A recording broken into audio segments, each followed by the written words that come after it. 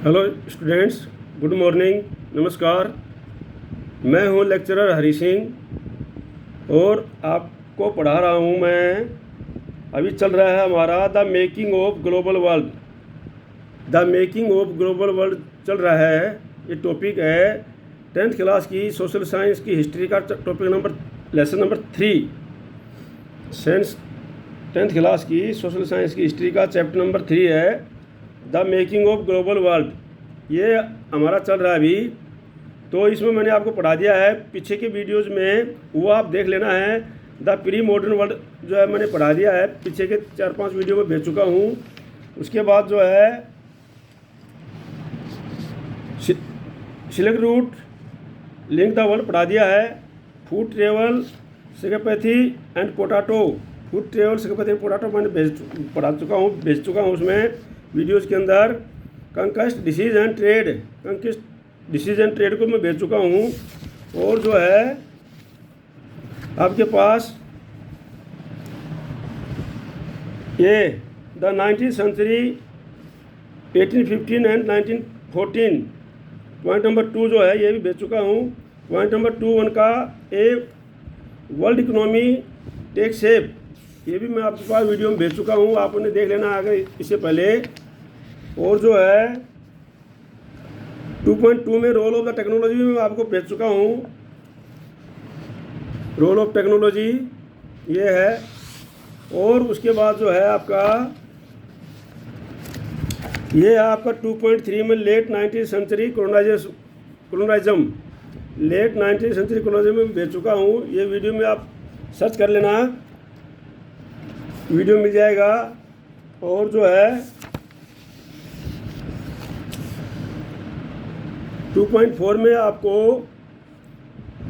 Indentured labour migration from India, ये भी मैं भेज चुका हूँ।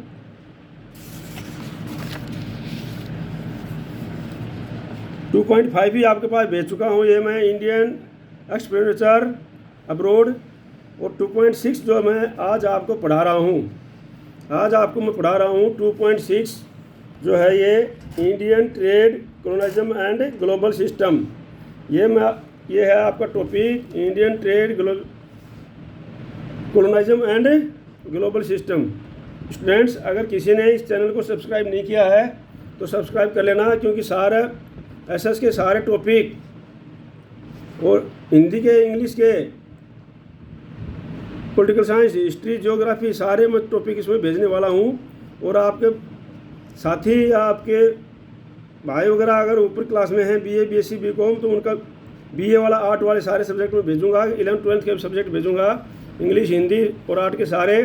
तो इस चैनल को सब्सक्राइब जरूर कर लेना, जिसने नहीं किया है अभी तक तो सब्सक्राइब कर लेना, ताकि आपको बिना भेजे ही मिल जाए, ठीक है नहीं। तो इसलिए आज मैं पढ़ा रहा हूँ आपको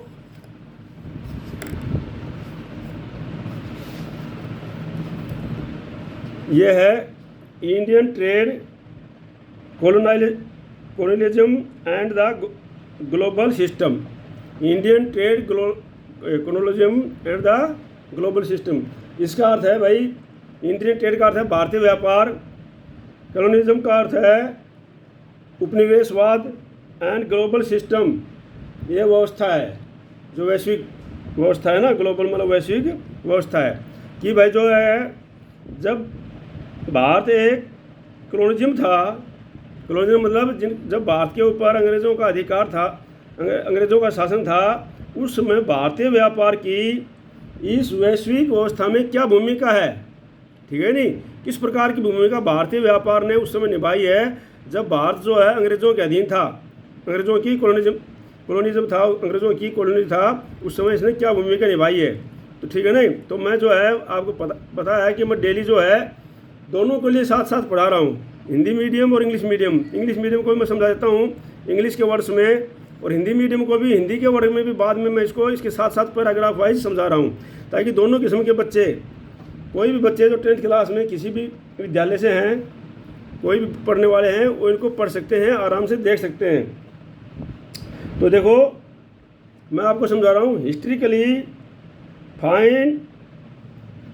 fine cotton produced in India were exported to Europe.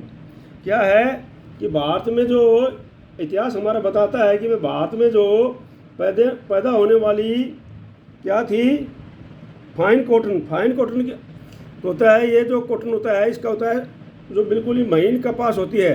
Fine cotton मतलब बहुत ही महीन कपास, उसका जो है प्रोड्यूस होता था इंडिया में, और वो एक्सपोर्ट की जाती थी कहाँ पर, यूरोप में। इसको जो है कपास का जो है यूरोप देशों के अंदर जो है निर्यात किया जाता था, ठीक है नहीं।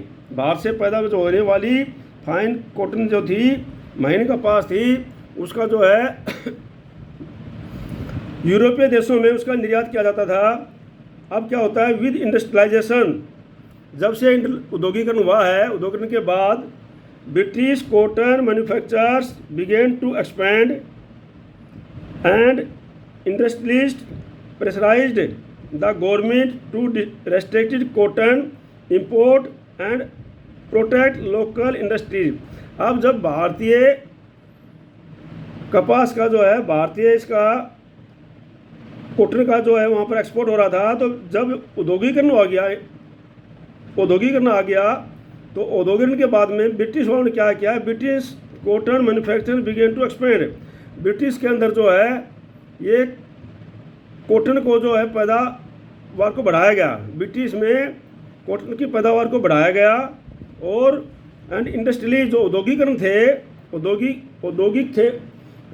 के बाद में जो था वहाँ पर उद्योगपति थे, इंडस्ट्रियलिस्ट थे, इंडस्ट्रियल मतलब उद्योगपति। तो उद्योगपति थे, उन्होंने क्या किया, प्रेस्क्राइब्ड द गवर्नमेंट के ऊपर दबाव डाला कि भाई to restrict cotton import and protect local. भाई आप जो है बाहर देशों से, ब्रिटेन के अंदर, ये ब्रिटेन की बात बता रहा हूँ मैं, ब्रिटेन में जो उद्योगपति थे उन्होंने सरकार के ऊपर दबाव डाला कि आप जो है बाहर देशों से आने वाली जो कॉटन है, बाहर देशों से आने वाली कॉटन है उस पर प्रतिबंध लगाओ, ताकि हमारे जो लोकल किस लिए प्रतिबंध लगाओ, इंपोर्ट कॉटन, ताकि जो है हमारे जो लोकल इंडस्ट्रीज़ हैं, जो लोकल वहाँ के औद्योगिक हैं उनको बचाया जा सके। क्योंकि अगर बाहर से बना हुआ कपड़ा सब कुछ चला जाएगा, वहाँ से बड़े कपास के कपड़े वगैरह चले जाएंगे, तो वहाँ पर जो बनने वाली ब्रिटेन के अंदर बाहर से अगर आप मंगाते रहोगे तो ब्रिटेन के अंदर जो लोकल औद्योगिकरण है, इंडस्ट्रीज हैं, वो ठप हो जाएंगी, क्यों बाहर से बना हुआ कपड़ा लोग खरीद लेंगे। तो इसलिए वहाँ की सरकार के पर दबाव डाला उद्योगपतियों ने। Tariffs were imposed on cloth imports into Britain. अब ब्रिटेन के अंदर जो क्लॉथ है, बने हुए क्लॉथ थे जो बाहर से इंडिया से जा रहे थे या कहीं से भी आ रहे थे, इंडिया से जा रहे थे, उन सब के ऊपर क्या लगा दिया, टैरिफ लगा दिया, मतलब आयात शुल्क लगा दिया उन्होंने कि भाई बाहर से जो भी। अब उन्होंने क्या किया, ब्रिटेन सरकार ने ब्रिटेन के अंदर क्या किया कि वह बाहर से जो भी कपड़ा इंडिया से आएगा उन पर आयात कर देना पड़ेगा।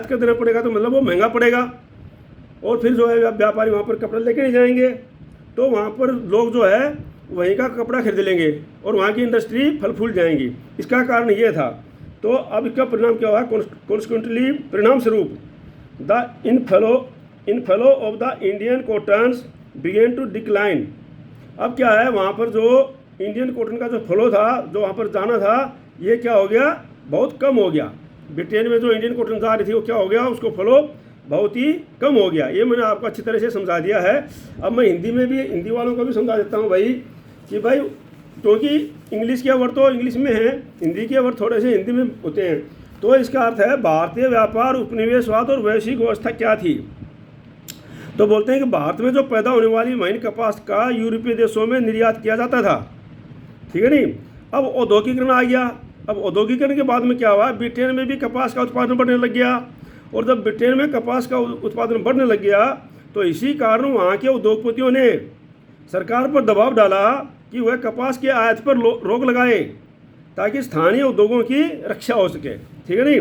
अब कॉन्सिक्वेंटली मतलब परिणाम स्वरूप ये क्या हुआ कि भाई जो भारत की जो कपास थी जो वहाँ पर जा रही थी, परिणाम स्वरूप क्या हुआ कि ब्रिटेन में जो आयातित कपड़ों पर जो शुल्क को उन्होंने लगा दिए और कर लगा दिए, और वहाँ पर जो है भारतीय कपास का आयात बिल्कुल ही कम हो गया। मतलब बाहर से ब्रिटेन में जाने वाले कपास बिल्कुल ही कम हो गई, समझ में आ गया ना इस पैराग्राफ का। अब अगला है, from the early 19th century British manufacturers also began to seek overseas market for their cloth. अब और दूसरा क्या किया कि भाई जो ब्रिटिश के जो इंडस्ट्री मैन्युफैक्चर थे, जो बनाने वाले थे, ब्रिटिश के जो मैन्युफैक्चरर्स थे, बनाने वाले थे, उन्होंने अपने सामान को बेचने के लिए, अपने कपड़ों को बेचने के लिए अपने देश से बाहर भी मार्केट ढूंढना शुरू कर दिया। अपने देश से मार्केट, ब्रिटेन के बाहर भी वो लोग अपना कपड़ा बेचना शुरू कर दिया उन्होंने। अब इसके लिए क्या हुआ, एक्सक्लूडेड फ्रॉम ब्रिटिश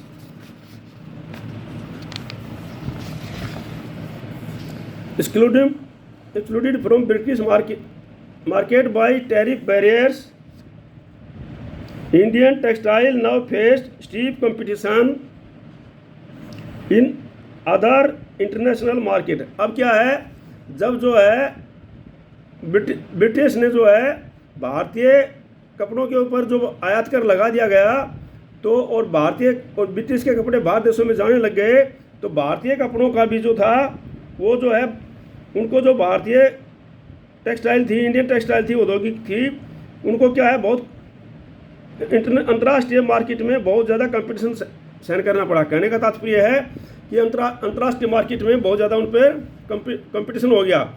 जो भारतीय कपड़े बहुत कम बिकने लग गए वहाँ पर, ठीक है नहीं, क्योंकि ब्रिटेन के ज़्यादा बिकने लग गए। मैं सिंपल भाषा में समझा रहा हूँ आपको, ठीक है। तो देखते हैं अभी भाई कितना कम हो गया। अब वो हम आंकड़ों के द्वारा देखते हैं, ठीक है। इन आंकड़ों के द्वारा हम देखते हैं कि भाई वो जो निर्यात था भारत का वो कितना कम हो गया। तो बोलते हैं कि if you look at the figure of export from India, यदि हम बाहर से जाने वाले व्यापार को, भारत के एक्सपोर्ट मतलब बाहर भेजने वाले व्यापार को अगर फिगर हम देखते हैं, तो we see a steady decline of the share of cotton textile. तो हम देखते हैं कि हमारे जो इस अध्ययन से हमें पता चलता है कि हमारा जो कॉटन टेक्सटाइल था, सूती उद्योग था, वो जो है बहुत ही, सूती कपड़ा जो था, जो उसको बहुत ही, उसका जो बाहर का जो शेयर था वो बहुत ही नीचे गिरने लग गया। मतलब कहने का मतलब है हमारा कपड़ा बाहर देशों में बहुत कम बिकने लग गया, बाहर देशों में बहुत ही कम जाने लग गया। कैसे जाने लग गया ये देखो कितना, from some 30% around 1800 to 50% by 1815। मतलब कहने का तात्पर्य है कि भाई जो है हमारा कपड़ा जब 1800 ईस्वी में 30% जो है हमारा बाहर जाता था, उसकी अपेक्षा वहाँ से घट करके कितना आ गया, 1815 में सिर्फ 15% कपड़ा हमारा बाहर जाने लग गया।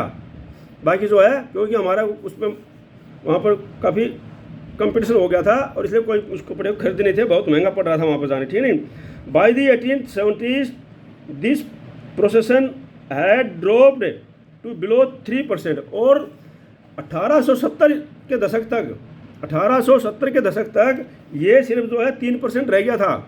आपको समझ में आना चाहिए, ठीक है नहीं, ये सब जो है 3% रह गया था। अब मैं जो हिंदी के लिए अच्छी तरह समझा देता हूँ, हिंदी वालों के लिए भी, कि भाई क्या हुआ, 19वीं शताब्दी के शुरुआत से ब्रिटिश कपड़ा जो उत्पादक दूसरे देशों में भी अपने कपड़े के लिए क्या क्या नए बाजार ढूंढने लगा। मतलब जो है ब्रिटिश कपड़ा था, उसके ब्रिटिश कपड़े के जो उत्पादक थे, प्रोड्यूसर थे, वो क्या करने लगे कि ये अपने कपड़े के लिए बाहर देशों में, ब्रिटेन से बाहर भी अपने अपने बाजार ढूंढने लगे। मतलब बाजार बाहर बेचने लगे, शुरू कर दिया उन्होंने। और जब बाहर शुरू कर दिया बेचना, तो सीमा शुल्क की व्यवस्था के कारण, ब्रिटिश बाजारों से बेदखल हो जाने के कारण, क्योंकि ब्रिटिश बाजार में क्या करता था, सीमा शुल्क लगा दिया था और वहाँ से हमारा कपड़ा जो है बिल्कुल बेदखल हो गया था, वहाँ कोई खरीदता नहीं था। तो इसके कारण क्या हुआ, ब्रिटिश बाजारों की व्यवस्था के कारण वहाँ पर क्या हुआ, वहाँ से कपड़ा जो है बेदखल हो गया और सीमा शुल्क लगने के कारण दूसरे अंतर्राष्ट्रीय बाजारों में भी बाहरी प्रतिस्पर्धा का सामना करना पड़ा। कंपटीशन, प्रतिस्पर्धा, हिंदी वाले लिख देंगे स्पर्धा, ठीक है ना, सामना करना पड़ा। यदि भारतीय निर्यात के आंकड़ों का अध्ययन करें तो पता चलता है कि सूती कपड़े के निर्यात में लगातार गिरावट का ही रुझान दिखाई देता है। 1800 के आसपास निर्यात में सूती कपड़े का प्रतिशत 30% था, 30% था ये, ठीक है, 30% 30%। और जो 1815 में घटकर कितना बच गया, सिर्फ 15% बच गया। और ये 1870 में घटकर सिर्फ 3% बच गया था। समझ गए। तो आगे जो है अब अगला मैं समझा रहा हूँ आपको।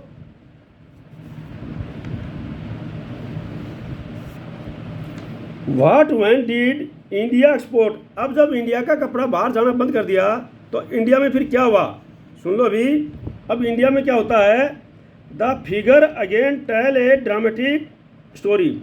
अब जो आंकड़े बताते हैं वो हमारे एक नाटकीय कहानी ढंग से बताते हैं। क्या बताते हैं, while export of manufacture decline repeatedly.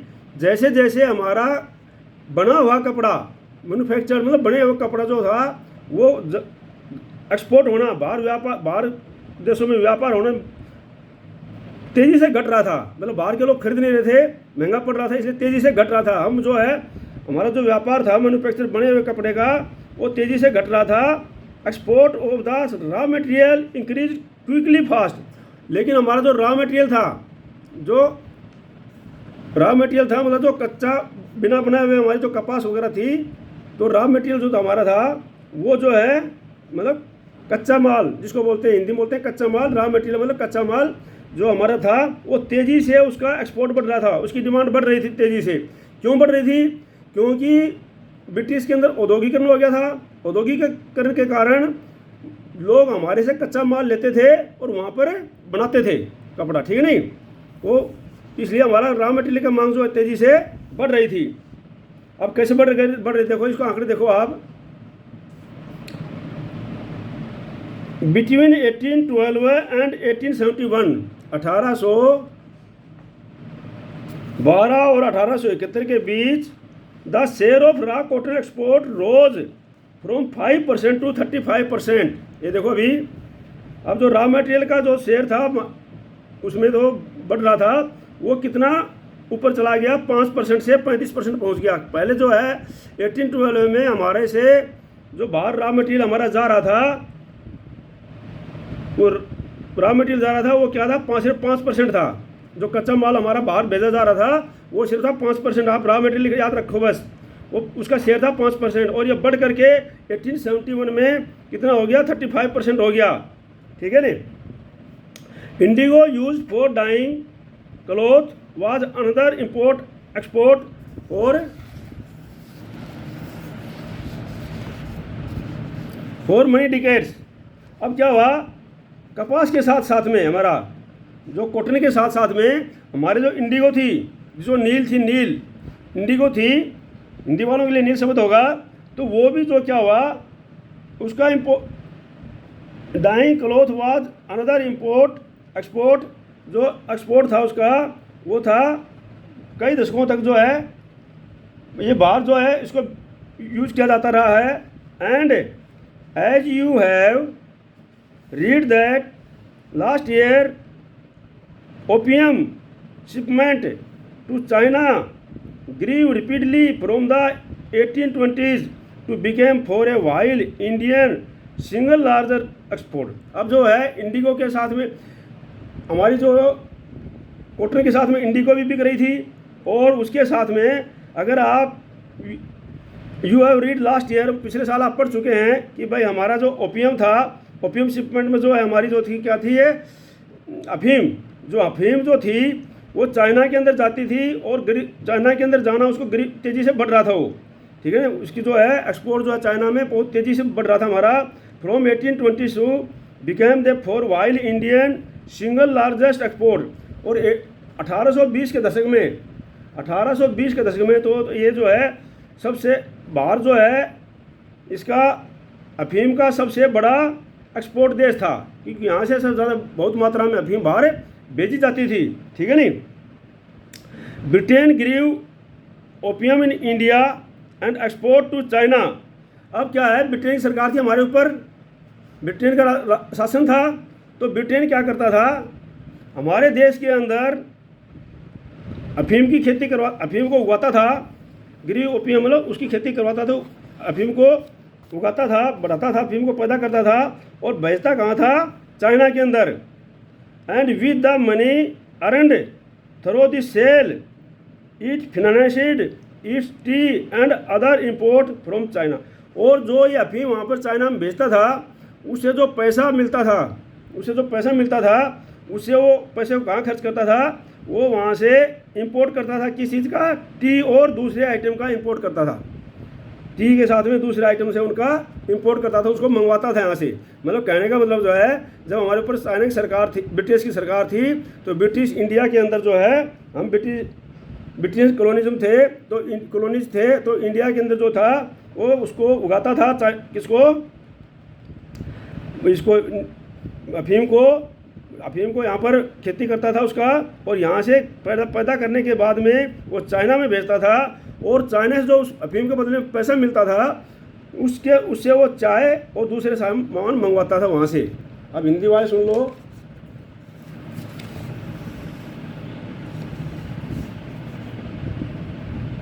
अब क्या होता है कि तो फिर भारत में ने किन चीज़ों का निर्यात किया? आंकड़ों के माध्यम से फिर एक नाटकीय कहानी सामने आती है कि निर्मित वस्तुओं का निर्यात घटता जा रहा था और उतनी तेज़ी से कच्चे मालों का निर्यात बढ़ता जा रहा था। 1812 से 1871 के बीच कच्चे माल का निर्यात 5% से बढ़कर 35% हो गया था, 35% हो गया था। मतलब कपड़ों की रंगाई के लिए इस्तेमाल होने वाले नील का भी कई दशक तक बड़े पैमाने पर निर्यात होता रहा है। जैसा कि आपने पिछली कक्षा में पढ़ा था, 1820 के दशक से चीन को बड़ी मात्रा में अफीम का निर्यात भी किया जाने लगा।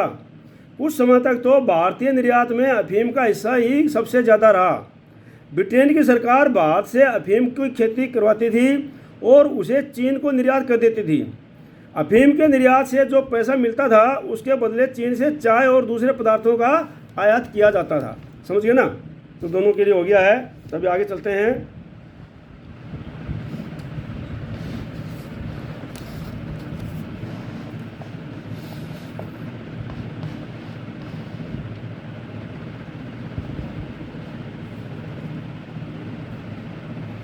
Over the 19th century, British manufacturers flooded the Indian market.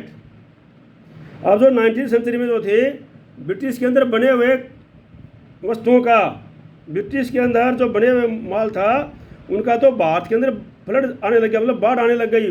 बहुत मात्रा में वो सामान जो है भारत में आकर के बिकने लगे, ब्रिटिश में बने हुए सामान को भारत में। Food grains and raw material export from India to Britain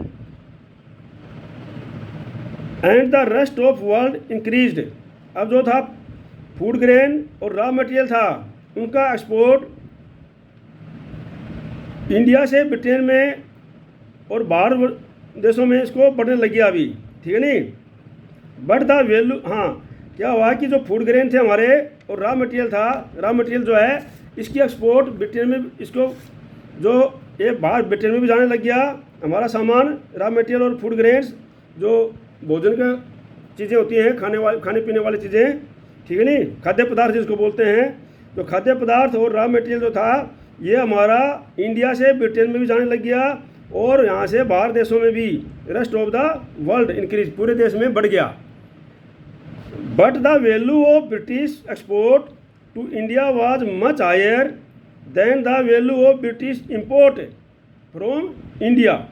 अब क्या है, लेकिन जो वैल्यू थी, जो सामान की वैल्यू थी, कीमत थी, मैं आपको समझा दे रहा हूँ कि जो सामान की कीमत थी वो ब्रिटिश का जो एक्सपोर्ट, ब्रिटिश का जो इंपोर्ट था हमारे देश के अंदर, जो हमारे देश के अंदर ब्रिटिश जो हमारे देश के अंदर सामान को बेचता था उसकी वैल्यू ज़्यादा थी, उसके बदले कि हमारा सामान जो ब्रिटिश में जाता था उसकी वैल्यू से ब्रिटिश का सामान यहाँ पर आने वाले की वैल्यू ज़्यादा थी। मान लो हमारे पास जो है ब्रिटिश जो है 1,00,000 करोड़ रुपए का सामान हमारे को भेज रहा है, समझ लो, समझाने के बता रहा हूँ। नहीं, ब्रिटिश हमारे से 1,00,000 करोड़ रुपए का सामान खरीद रहा है, तो हमको सामान भेज रहा है वो कितना, 10,00,000 करोड़ रुपए का।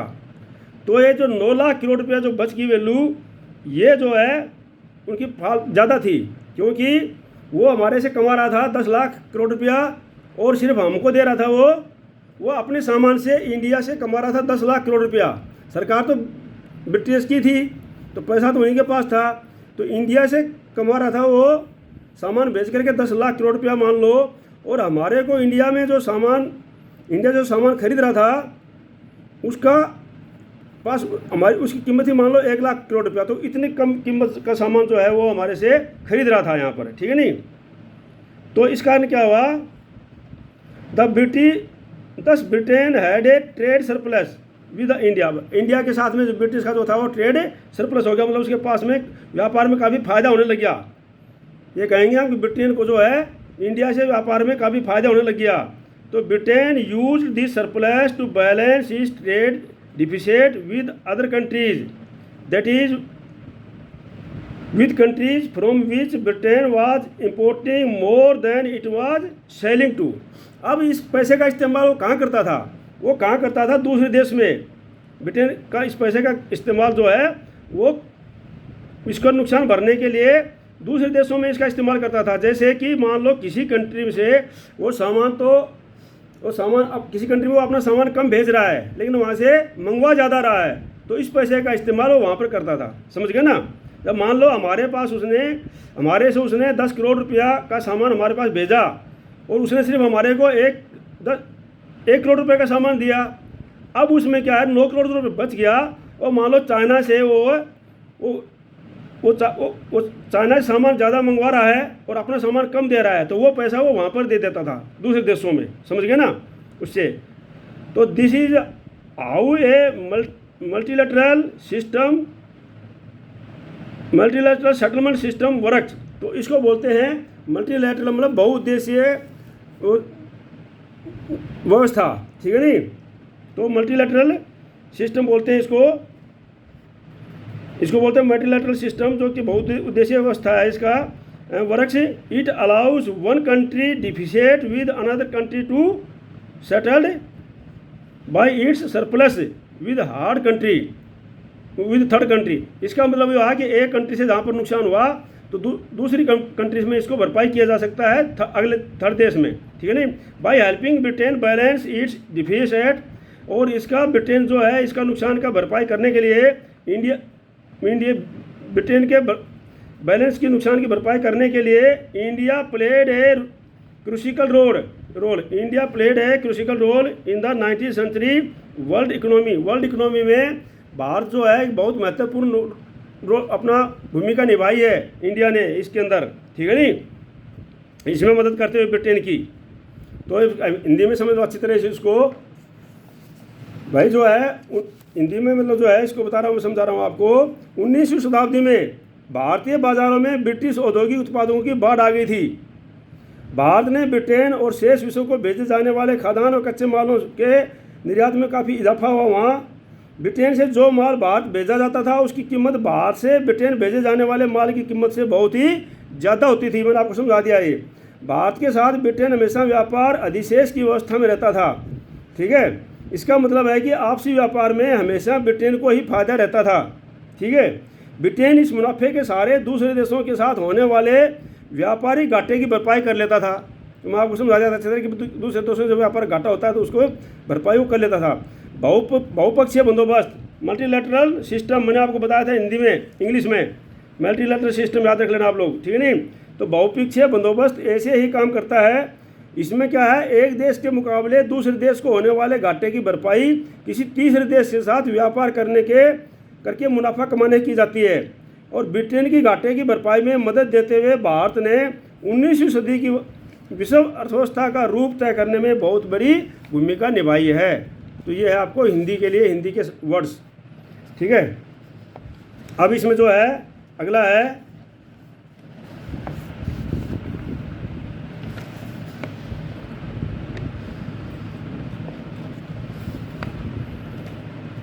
Britain's trade surplus in India also helped pay the so-called home charges, that including private remittance home by British officials and traders, interest payment on India's external debt and pensions of British officials in India।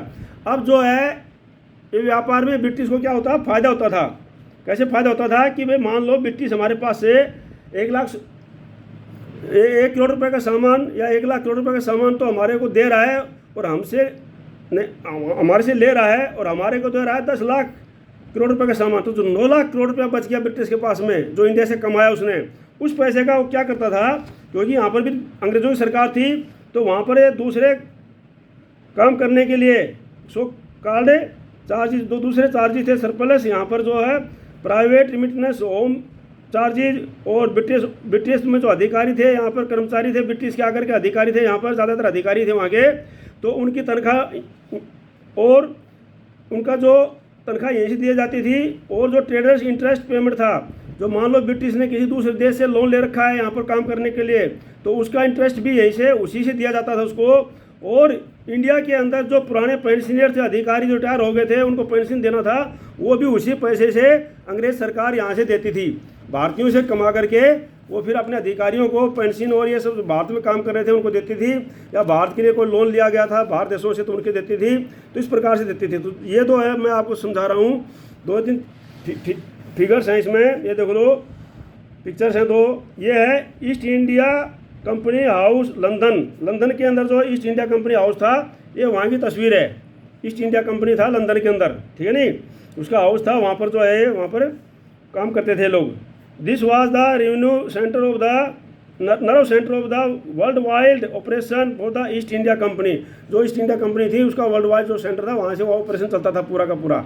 जो हमारे ऊपर कौन शासन कर रहे थे? East India company पहले आई थी, शासन कर रही थी भारत में। जो अंग्रेज सरकार का, अंग्रेजों का शासन हो गया था, तो वो पूरा का पूरा व्यापार, ये ऑफिस था उनका।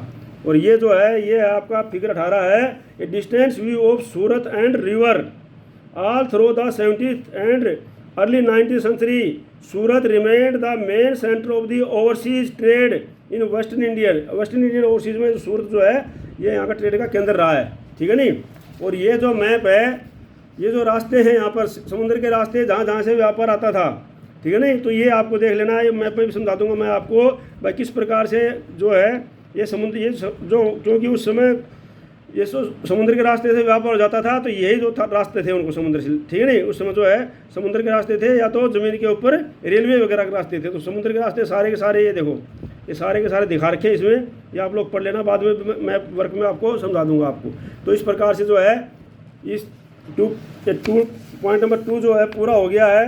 और अगला वीडियो में मैं आपके पास में समझाऊंगा आपको द इंटरवार इकोनॉमी, इंटरवार इकोनॉमी किस प्रकार से बढ़ी, ठीक है नहीं, ये है द इंटरवार इकोनॉमी। तो अगले वीडियो में समझाऊंगा मैं आपको। इस चैनल को सब्सक्राइब नहीं किया, सब्सक्राइब कर लेना, बहुत अच्छी तरह से मैं आपको पढ़ाऊंगा पूरा SST, history, geography, political science और इंग्लिश और हिंदी, सारे के सारे टॉपिक में पढ़ाऊंगा आपको। ये जो है हिंदी लिटरेचर, इंग्लिश लिटरेचर के भी टॉपिक भेजूंगा, ठीक है नहीं। तो इसको चैनल को सब्सक्राइब जरूर कर लेना और लाइक करना है और शेयर करना, ताकि आपके साथ ज़्यादा से ज़्यादा साथी आपके पढ़ चुके, ठीक है। तो जय हिंद, जय भारत।